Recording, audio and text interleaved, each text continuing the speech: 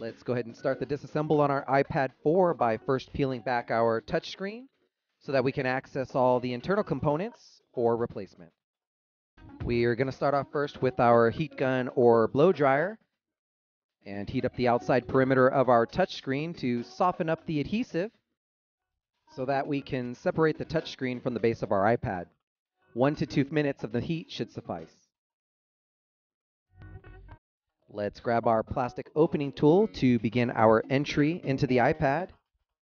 We are going to work at the touchscreen edge where it meets the bezel of the iPad to begin our separation. Once the plastic opening tool begins to separate that touchscreen slightly, we want to work ourselves around the iPad, trying to open up that separation around the entire perimeter.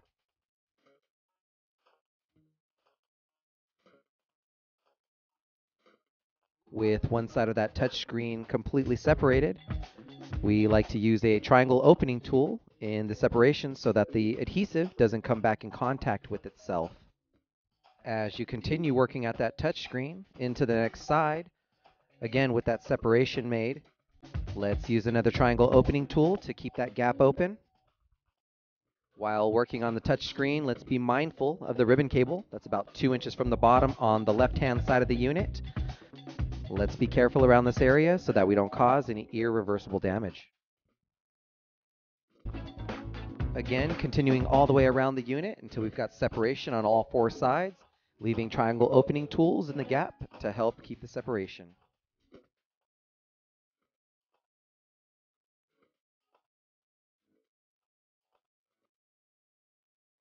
When you're completed with the separation, we can now peel back that front touchscreen, almost like a book, and being mindful of the ribbon cable that's still connected. Let's now work towards removing the LCD. You're going to notice held down by 4 Phillips screws, 1 in each corner. Let's go ahead and remove those screws.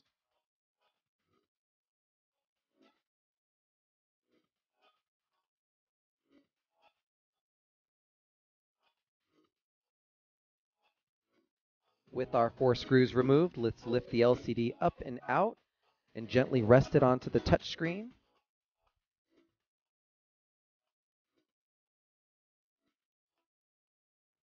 Revealing our ribbon cable that has a locking socket into the motherboard.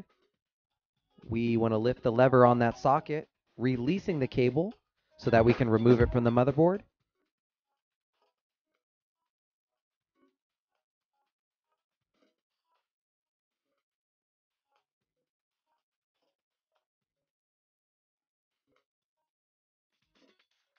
And now completely remove the LCD from the iPad.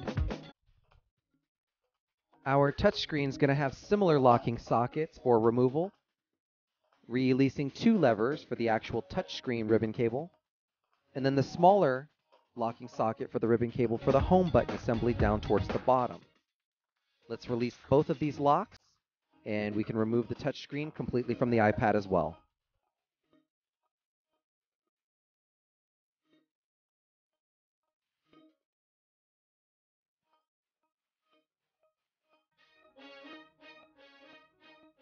We can now go ahead and start working towards our reassembly of our iPad 4, starting with our touchscreen digitizer. We can maneuver it into place in a position where the ribbon cable has enough slack to find itself into the socket on the motherboard. Let's slide our ribbon cables into their sockets.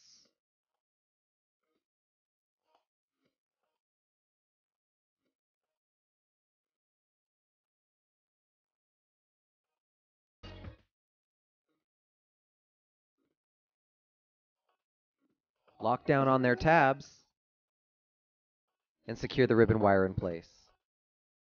We can move on to our small home button ribbon wire.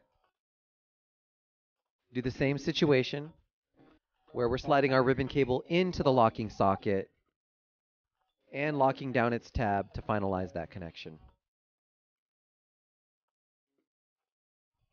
With our 3 connections secured for our front touchscreen, we can get our LCD into position, laying it on top of our touchscreen, again with enough slack on the ribbon cable to reach its socket on the motherboard. Let's slide that cable into its socket and lock down its tab, finalizing that connection. With the LCD connection in place, we can flip the LCD into its location and begin securing it down with its 4 Phillips screws at all 4 corners.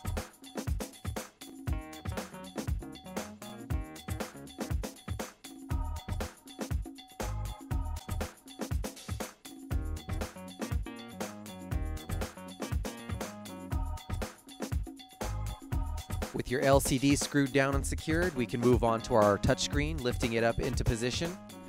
When you're doing this install, your replacement touchscreen is going to have all new adhesive. You might want to be on the lookout for a little bit of debris or maybe old adhesive on the base of the unit before securing your touchscreen down. Go ahead and flip the touchscreen down for the final piece of assembly. And it's not necessary, but I find it useful to reheat up the adhesive when you're securing the touchscreen down to the base of the iPad to assist with adhesion.